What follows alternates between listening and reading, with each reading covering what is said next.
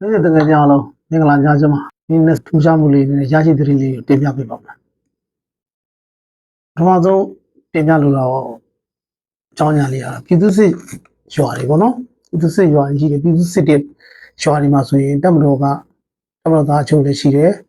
ဒါရဲတပ်ဖွဲ့ဝင်တွေလည်းရှိတာဒီလိုရှိတဲ့နေရာမှာဒီမကွေးတိုင်းမြောက်ပိုင်းပေါ့နော်အောက်တို့မြိုင်တို့နောက်စကိုင်းတိုင်းပေါ့စကိုင်းတိုင်းမှာဆိုဝက်လက်တို့ဒီလိုမျိုးတွေကမြို့နယ်တွေကပိတ်ဆို့ခံထားရတယ်ပိတ်ဆို့ခံထားရဆိုတဲ့နေရာမှာဒီဖြက်လေးပြက်ဆိုတဲ့ဟာကိုအောင်းကျန်းသူကဗဒတ်တွေကကျင့်သုံးနေတာဖြစ်တယ်တို့ရွာတွေမှာဗျာရွာလို့နာမည်ပြောလိုက်တာနဲ့ဗဒတ်ရွာဆိုတာစင်းတိပြီးသားဘယ်ကတော့ပြည်သူစစ်ရွာဆိုတာရှိပြီးသားပြည်သူစစ်ရွာမျိုးဗဒတ်ရွာကြီးပဲအကုန်လုံးဗဒတ်ကြီးပဲဒီလိုနေထားမျိုးမှာအဲ့ဒီရွာတွေကသူကမြို့ပေါ်တွေကိုတက်ပြီးတော့မပေါက်မြို့တို့ရေစကြိုမြို့တို့တက်ပြီးဈေးဝယ်နိုင်တယ်ဗျာဒါဂိတ်တွေတက်မလို့ဂိတ်တွေရှိတယ်ဗျာဒီနေ့စီစီဂိတ်တွေလူတွေဂိတ်တွေရှိတော့များလဲ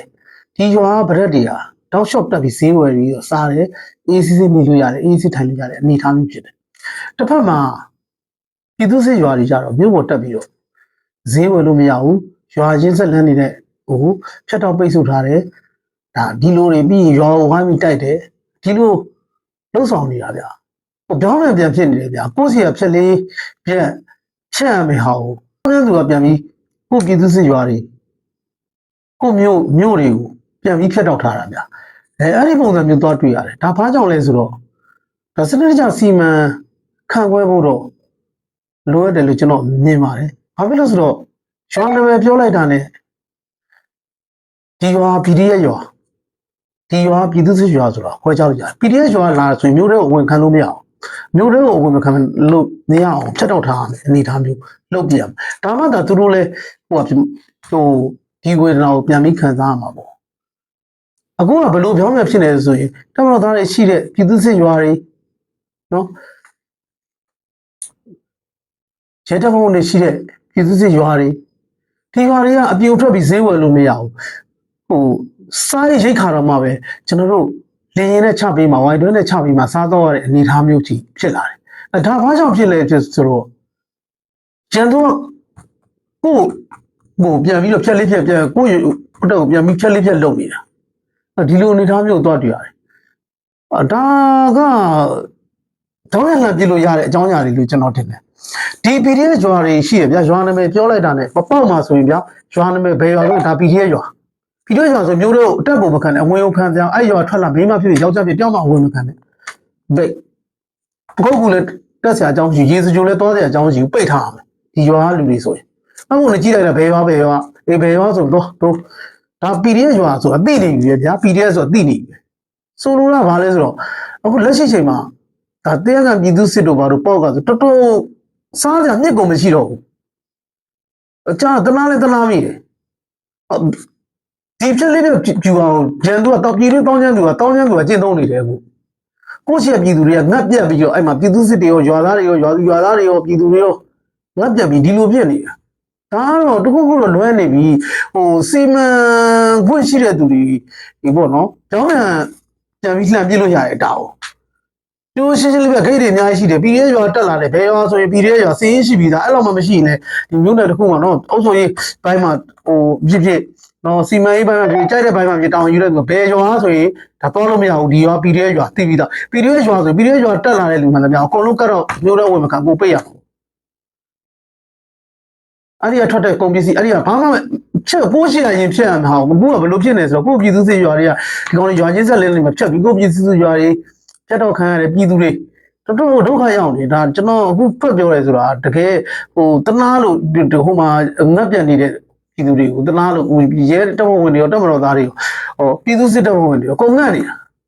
လေနဲ့6မိမှာစားနေတာမဖြစ်နိုင်ဒါဒီမှာစီမံတဲ့လူဒါတွေကိုပြောင်းပြန်လှန်ပြစ်လို့ရတယ်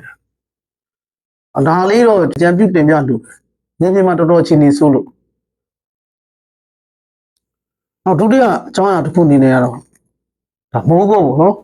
မိုးကုတ်ကတော့ရန်သူလက်အောက်ကျသွားတာပေါ့နော်2လနီးပါးလောက်ရှိပြီပေါ့မိုးကုတ်မြို့ကလည်းအနီးမြို့ပဲ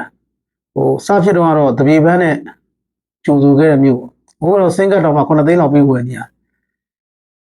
ဒီလိုနေထားရှိတယ်ကြောက်လို့ကပလောင်ခွင့်ပြုမှကျိုးရတယ်အခုပေးရတယ်ရွှေတူးစောပေါ်ဖို့ရွှေဆက်တွေအကုန်ပတ်စံကြိုးပေးရတယ်ပိတ်တာချင်းနဲ့ပေးရတယ်ရွှေကဲဘယ်လိုလုပ်ကြအဲ့တော့ဆိုလိုတာလွတ်ထားအောင်မှာဘာဖြစ်လို့သဘုံကြောင့်သိအောင်လို့တောင်းကျမ်းသူဆိုတာဥပဒေမရှိဘူးတနက်ပြောင်းဖျားပဲဥပဒေထွက်တာနေမစေဘူးဒီမျိုးတွေခံမစေဘူးအကုန်လုံးဖြတ်တော့တာခံအသင့်တယ်ဒီမျိုးတွေဘာဖြစ်လို့လဲဆိုတော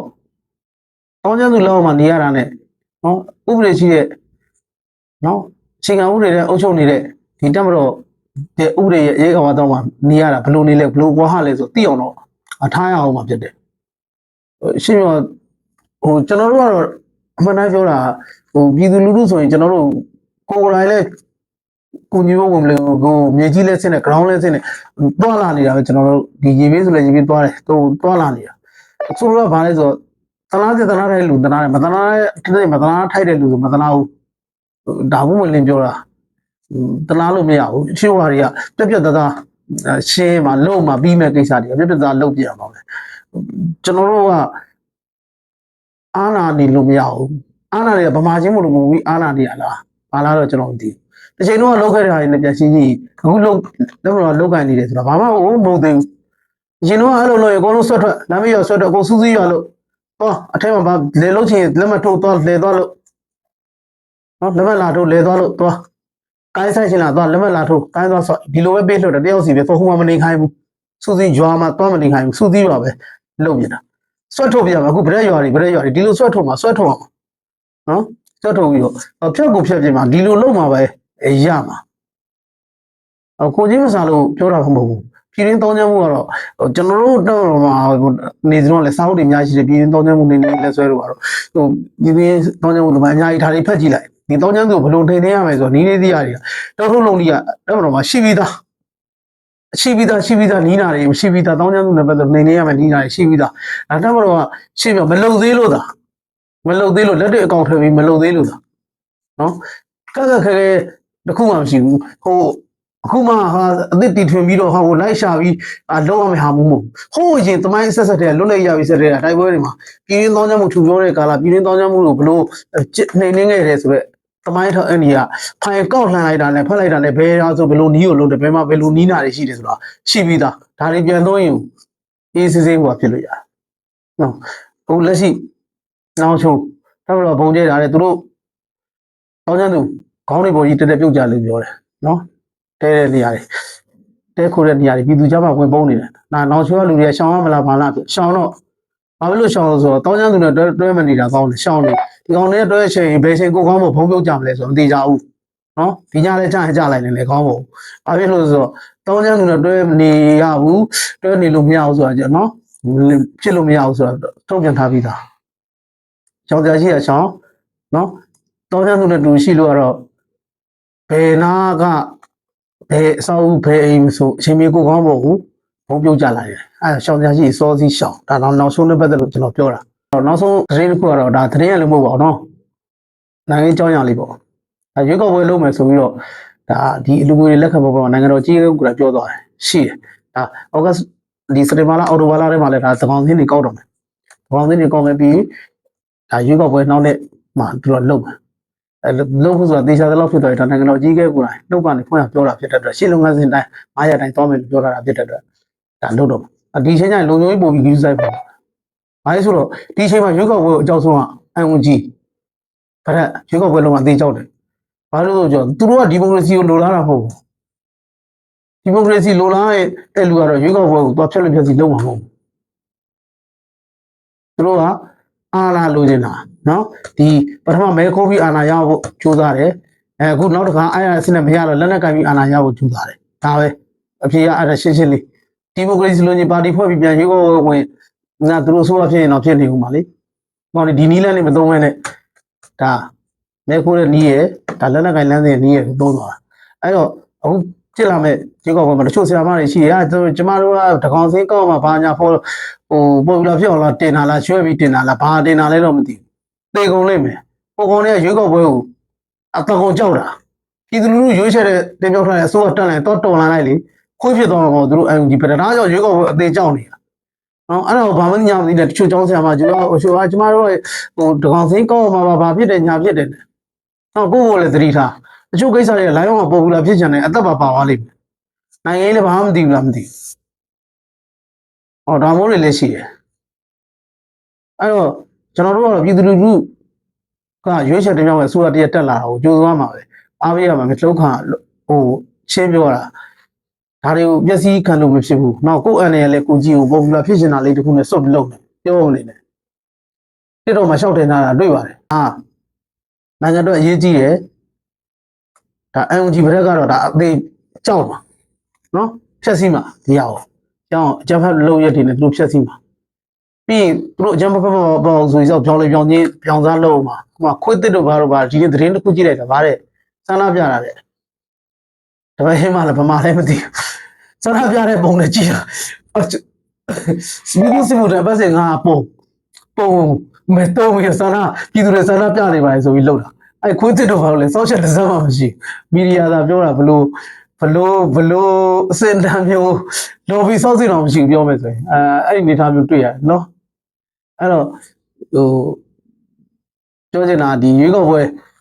လုပ်မဲ့အချိန်မှာကျုပ်တွေမှာတကောင်စင်းကောက်ပါတွေရှိတယ်ကောက်ပါတွေကိုရွှဲတယ်လို့စောင်းတယ်လို့လာပေါ်ဘူးလားဖြစ်လားစု့မတင်ပါနဲ့တဲ့အနေရှိတယ်နိုင်ငံရေးကိုနားလည်မှုလို့ရနော်ဒီပရက်ဆိုတာရွေးကောက်ပွဲကိုတေးလောက်အောင်ကြောက်တာနော်ဒီမိုကရေစီရွေးကောက်ပွဲကိုခုချိန်မှာအသေးကြောက်တာဒီကောင်းနေဘာလို့ကြောက်တာအဲ့လိုဖြစ်သွားလဲဆိုလက်လက်ကင်လမ်းစီကိုခုပြီးတော့လက်လက်ကင်ပြီးတော့သူကဆိုးရဖြစ်မယ်လို့သူ့ကိုသူထင်နေတာဟုတ်ကြီးတော့ကြောင့်အတွေးခေါ်ပေါ့နော်အဲ့လိုမျိုးတွေရှိနေတာနော်ဒါကြောင့်ဒီဟာကြီးမဖြတ်လေ